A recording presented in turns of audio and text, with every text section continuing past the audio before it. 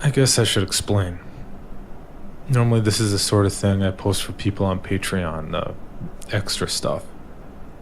What's going on with me that doesn't get put in the regular episodes, like history of the town, how Peter Lewis became associated with the podcast, what's going on with me during the 2 weeks between when I post. That was the plan when all this started. Post an episode every 2 weeks. Of course something would happen every 2 weeks. 14 days is a long time. And things started happening like that. The sounds in Dad's house, getting the recording of my kidnapping report, talking to Tim, the hospital. Yet here I sit. Nothing. 2 weeks and nothing. Nothing to report. Not enough's happened in the last 336 hours for me to chop into 20 minutes. Not 5 minutes. No sense in adding the intro. 2 weeks and it's just me. Me sitting here using a calculator app on my phone to figure out how many hours there are in 14 days. Really all there's been is a few trips to the lawyers to fill out paperwork, trying to finally lay Dad and all this to rest. Lawyer doesn't seem to care if I record as long as it isn't anything pertaining to other clients. Even then, all I'd have is him explaining paperwork, asking me to fill something out or do something again that I did wrong the last time. Staring at me, wondering why I look so tired. How can someone who has nothing to do look so tired? Figuring I'm depressed. Maybe grieving over Dad's death. I'm not.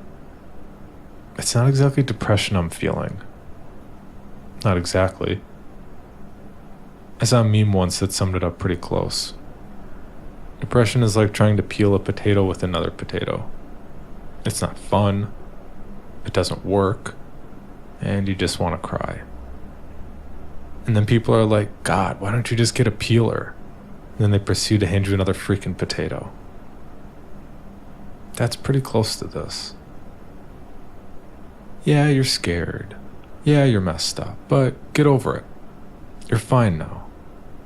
That was a long time ago. Just try to move on with your life. People actually say that sort of thing out loud. Except that here, with me, no one's saying anything to my face. I just feel it in their stares. In their Minnesota passive-aggressive silence as they smile and nod on the streets in my odd trip for food or beam. I know people have listened. People around town have to listen. I know that well enough. Hold on.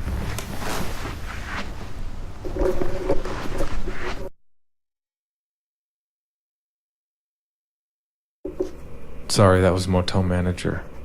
Case in point, came by to see if everything's going okay, if I needed anything. Of course, he asked me those questions without actually looking me in the eyes, just past me into the room, wondering what kind of stuff I was getting into. He might actually care, but he just couldn't resist the impulse to get information he could share later down at Izzy's or the pit stop.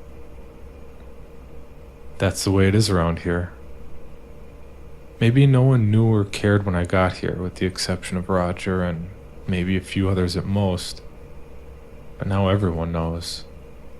They want to know what's going on with me, what's wrong with me, what I might be saying about them. I think that makes it worse. Knowing you're alone, but also the people are watching you be alone.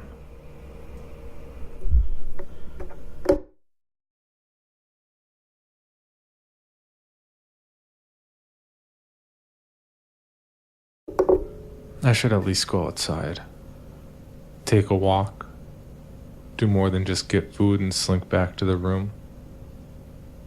Internet's pretty bad here. Getting anything uploaded or downloaded feels like a throwback to dial-up. I try to stay off the internet when I can. It's not making anything better by looking for answers to questions I don't know how to ask. Getting directed to creepypastas doesn't help either. Last thing I need is some bored teenager telling me that all this is being caused by Slender Man or Jack the Killer. Most of the time I just listen to stuff I get from Audible. How messed up is that I can honestly say I just need to hear someone else's voice in my head? That I'd rather hear Jim Dale narrate Harry Potter than be stuck in a room alone with my own thoughts. He's a great narrator, but come on.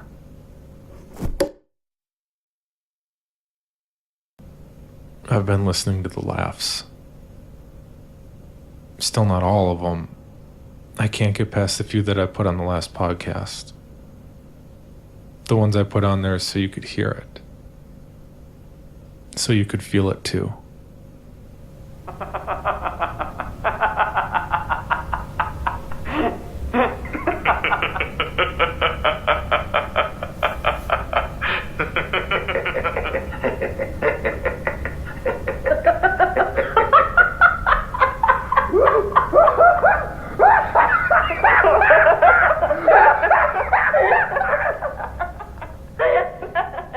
I listen to those laughs thinking that I'll hear something different.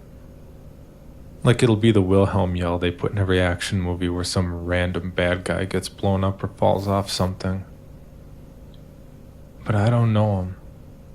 I mean, I know them. I feel them. But I don't know them. I hear anger. Then I hear pain. Then I hear joy. It all swirls together into a slush and feels like I'm wading through a swamp at night. Standing alone looking for the moonlight. Something to hold on to guide me through it all. But all that remains is the approaching darkness. I'm standing in the woods all alone. I need to stop listening to him.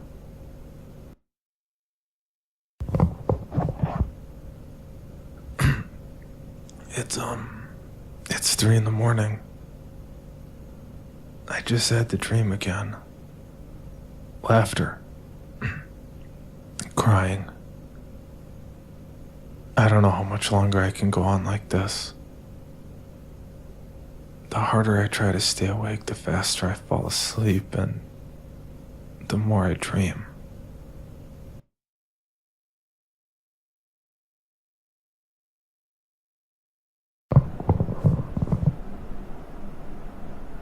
I can't do this anymore. It's just too much. I don't know if I barely slept last night or if I slept too much. I don't have any stake in this. There's no reason for me to be doing this to myself. I'd rather be unemployed in Atlanta than stuck in Creighton any longer, thinking that something is just going to happen, that someone's going to suddenly step forward and say, "Hey, I can help." There's no help for me. There's just one more thing I have to do before I go. Make that 2 things. Hold on.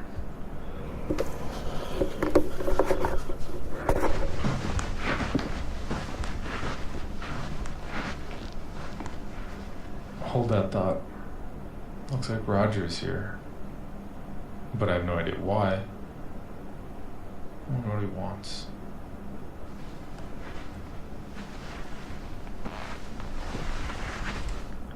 He can't help me. But still, it's nice. It's nice to see someone, even if he's just here to take a peek inside the zoo. One way or another, I know I'm going to have something to say next time.